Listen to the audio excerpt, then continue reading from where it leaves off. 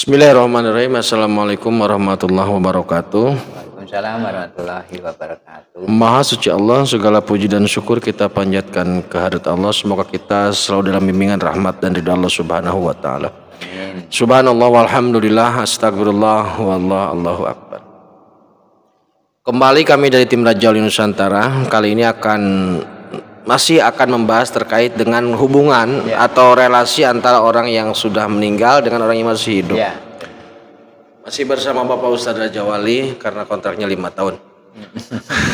Berarti diperpanjang. Jadi yang kita bahas ini sebenarnya ngeri-ngeri sedap, Pak Ustadz. Ngeri-ngeri sedap karena membahas hal spirit dihubungkan dengan hal yang fisik, yang realitas ini sangat irisannya sangat tipis. Kalau tidak dilihat secara utuh dari atas, sepertinya lebih dekat ke kemusyrikan lah atau kemaksiatan lah. Karena hubungan antara yang gaib dengan yang dohir ini, yang nyata ini selalu terhubung dengan masalah kesaktian seperti itu. Jadi malah seperti identiknya dengan merusak. Jadi dengan merusak. Padahal dalam video sebelumnya kita sudah bahas bahwa orang-orang tua dulu yang berkarya itu ingin menitipkan karya itu, tapi ternyata malah ada yang merusak. Nah, siapa yang merusak itu ya?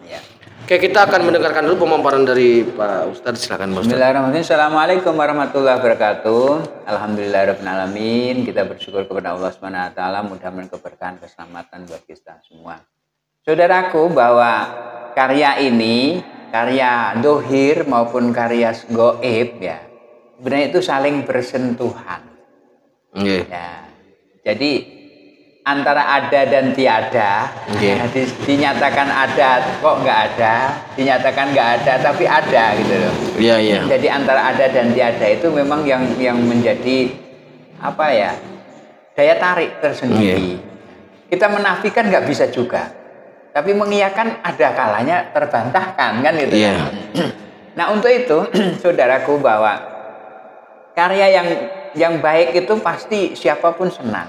Tapi untuk menjadi orang baik dan menjadi karya baik, ada nggak ujiannya, Kang? Pasti banyak. Pasti. Nah, ujiannya itu tetap dua, minal jinati wan nas. Jadi jin dan manusia.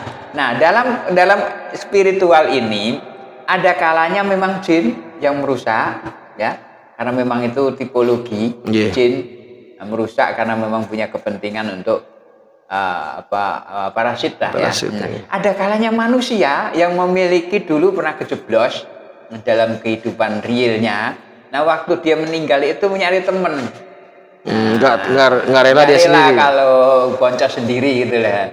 Nah, saudara-saudaraku, ini dalam psikologi juga disebutkan gini. Kalau kamu pengen sukses, carilah teman orang-orang yang memang sukses. Maka punya virus yang virus suksesan. Tapi kalau Anda pengen rusak, carilah teman orang rusak, pasti bodolnya sama. Jadi setiap orang itu memiliki ideologi yang akan ditransfer ke orang lain. Jadi ketika orang rusak itu akan merusak juga benar. Nah, jadi kembali lagi untuk menjaring dan juga menyaring, menjaring dalam arti mengambil, karena kita nggak tahu itu apa emas apakah itu besi tua atau rongsok atau baik. Nah, itu kan kita nggak kenal awalnya, dijaring. Tapi kemudian disaring sesuai dengan kebutuhan. Maka disitulah saringannya dengan doa, usaha. Nah, doa, usaha, iman, tawakal, duit juga, Kang. Doa, usaha, iman, tawakal. Doanya tetap, ya Allah, berikanlah pemasukan yang baik, pengeluaran yang baik, dan berikanlah kemampuan dari sisimu dengan sultan nasiro, kemampuan yang engkau tolong, itu kan. Rabi'atil mutasiddiqu wa akhrijni mutasiddiqu wa jalim ladunka sultan nasiro. Nah, itu doa kita. Kemudian usahanya kita harus mencari orang yang memang memiliki kapasitas yang sama. Nah, itu untuk mengcounter ya. Jadi kalau saya ahli tukang, saya pengen jadi tukang, saya harus deketin yang punya keahlian yang sama. Itu harus belajar. Maka disitulah ikra kitabak, bacalah dirimu. Kitab itu maknanya kan sebenarnya diri kita. Nah, kalau Anda bisa membaca peluang, Anda bisa juga tahu kekurangan Anda di mana. Nah, ini masa penempaan. Ya, kan masa penempaan ini.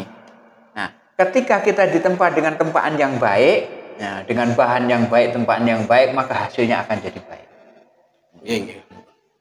Jadi ini masih terkait dengan relasi antara yang hidup dan yang mati. Yang pertama, ketika akan berproses karya tetap membutuhkan guru yang dohir. Kalau Anda suka melukis, maka masuklah ke jurusan seni lukis. Nanti ada dosen yang membimbing itu. Atau lari ke seniman pelukis, ke pelukis-pelukis jago lah ya. Nah, sehingga nanti secara dohir dibimbing oleh pelukis itu. Secara spirit ada bimbingan dari pelukis lama yang sudah meninggal. Ya, power yang lain itu kan mencari wadah, energi yang lain itu mencari wadah yang sama. Nah, jadi kalau air bening ketemunya juga air bening.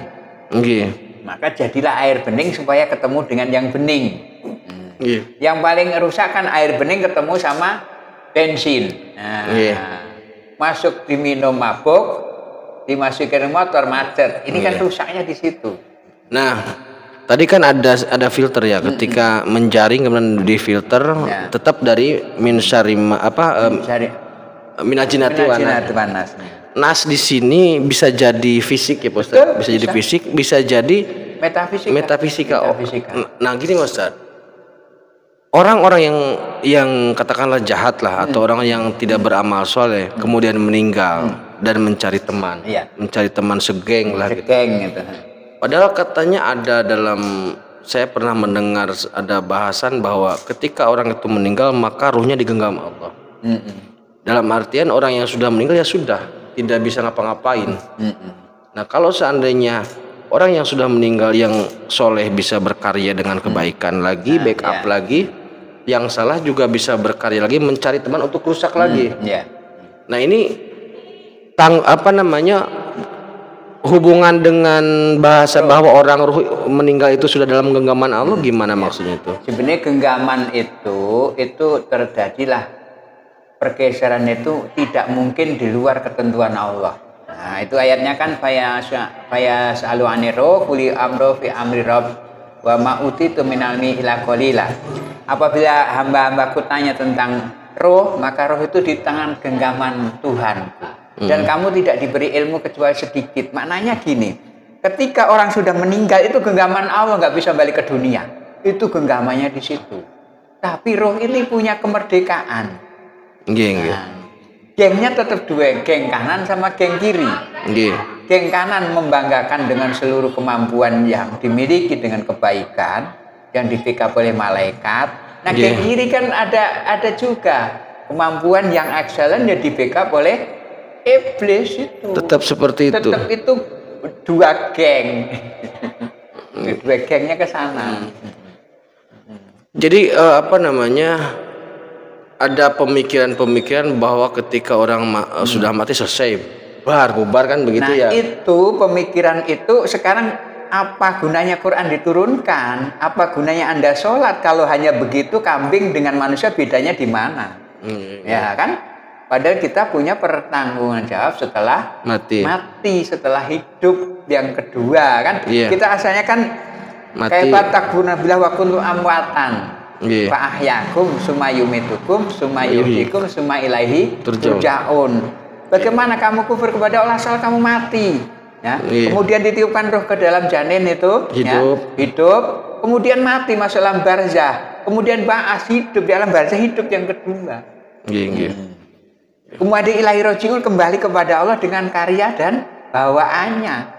Nah, kalau ada orang meninggal itu nggak usah didoain, nggak usah biarin aja. Bedanya kambing dan manusia apa? Ngapain belajar, ngapain sholat. Kalau memang itu nggak ada. Tapi kalau Anda begitu ya silahkan. Karena nanti kalau sampai di sono nggak ada amal soleh, kamu sini nggak bisa lagi rasain gitu loh. Karena sudah dalam peraturan Gusti ya. Genggam Gustinya maknanya di situ. Ada nggak orang meninggal bisa balik ke dunia? Nggak ada lah. Nggak ada. Sama dengan kita yang sudah lahir, bisa nggak masuk ke ibu? Nggak bisa. Itu makna genggaman di situ. Jadi penegasannya bahwasanya orang yang sudah meninggal jika dia beramal soleh dan memiliki karya agung sebelumnya, energi karya itu bisa untuk membimbing orang yang masih hidup. Karena energi itu tidak bisa dimusnahkan, tapi dibentuk menjadi energi dari satu menjadi yang lain. Jadi hukum kekalawan energi itu sudah sangat energi. Gitu. Kalau yang jahat pun sama begitu. Sama, karena kejahatan itu harus diadakan. Kenapa? Itu bagian dari sunnatullah. Keseimbangan itu. Keseimbangan. Baik karena ada yang jahat. Tapi bukan berarti kita harus jahat. Bukan harus jahat. Kalau Anda jahat silahkan. Tapi aku nggak mau yang jahat. Jadi penjahit atau penjahat kan? Jadi penjahit lebih enak dari penjahat. Gitu. Nah ini apa namanya? Ada orang kesurupan. Ya. Kita bicara orang kesurupan, katakannya dari leluhur, minta kopi. Malam-malam minta kopi kan susah itu, nyarinya warung tutup. Dominannya atau kebanyakannya ketika ada yang kesurupan mengklaim leluhur, itu aslinya siapa? Aslinya itu jin. Aslinya jin. Ada pun leluhur yang geblek. Gitu. Ya, karena orang baik gak mungkin begitu dan gak mungkin nyakiti orang. Kalau leluhur itu baik, punya kaya agung, energinya positif, tidak mungkin. Tidak mungkin begitu. Itu berarti kalau kemungkinan besar jin atau leluhur yang geblek gitu. Kemudian gini Mas Tadi ini geser sedikit ya masalah yang ini kan relasi antara yang hidup dan yang mati. Jin itu kan sering membantu dengan kepentingan untuk mencuri pahala. Jin yang berkeliaran apakah dia dengan modal seperti baik, katakanlah mendorong sholat, mendorong ibadah, atau jin yang berbuat tidak baik. Nah, apakah ada jin yang memang sama sekali tidak ingin bercampur dengan manusia? Ada jin. Ada jin yang memang nggak mau. Saya nerima menjadi jin dan nggak mau, dia ibadah semampunya. Ibaratnya di dunia ini ada dua orang. Ada orang pengen kaya dengan segala macam cara. Nabrak sana nabrak sini. Ada orang dengan syukur nikmat aja cukup. Ternyata makan itu yang enak cuma sesuap. Habisnya 2 piring itu. Tapi sekaligus piringnya nggak mungkin. Itu tergantung. Persis kayak manusia. Ada orang yang pengen wah, walaupun dengan cara halal haram hajar, hantam. Ada juga yang pengen tenang. Karena nanti yang dua-duanya itu akan punya unduan masing-masing. Dalam timbangan Gusti ini pasti nggak mungkin luput dari hisapnya. Berarti jin yang membangun relasi dengan manusia, baik itu dengan katakanlah dorongan baik ataupun dorongan buruk, sebenarnya sama-sama rusaknya. Karena jin yang benar-benar muslim yang baik, dia akan menjauhkan diri, mengisolasi diri. Bahkan dulu zaman Rasul ketika dia masuk di alam jin, itu kan ada surat jin itu. Ada jin yang kafir dakwah, jin yang muslim itu dakwah dipenggal juga. Jadi dia juga dakwah. Anda menghina Rasul, dia akan dakwah juga sama dengan manusia. Jadi jin itu mirip dengan manusianya, hampir dekat begitu. Ininya yang pura-pura membantu, pura-pura menjadi sakti, baik itu kepada orang yang tokoh agama maupun kepada orang yang semprul lah, tetap sama rusaknya.